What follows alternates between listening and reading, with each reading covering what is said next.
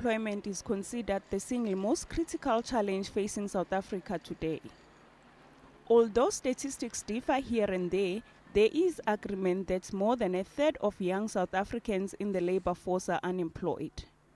This results in poverty, unemployment or underemployment, low skill base, and can lead to a number of the country's social ills, including crime.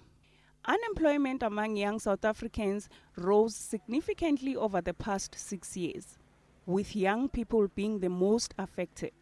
According to a recent study by Statistics SA, the unemployment rate among the youth aged 15 to 34 increased from 32.7% to 36.1% between 2008 and 2014.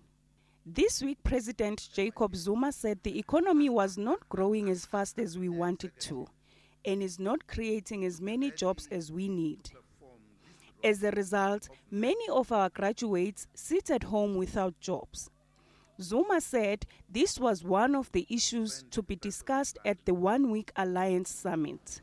So desperate is the situation that communities living on land rich in minerals took matters into their own hands, demanding that the mining house in their area employ youth from within the community. Residents of Bapong near Bretts in the northwest also called for the termination of the mining license of the world's third largest platinum producer if it doesn't employ 500 locals. More than 2 decades into democracy, some communities living and owning land in mining-rich areas are yet to see the benefits of their so-called rich inheritance. Communities still complain about their exclusion when it comes to access to mining rights and ownership and access to of this sector. Traditional leaders and mines are also accused of colluding when it comes to payment of royalties and funding of projects aimed at uplifting communities. Although some mines have paid royalties, money seldom reach communities. The mining industry in South Africa is under severe strain. Global commodity prices are low, costs have been rising and productivity has fallen.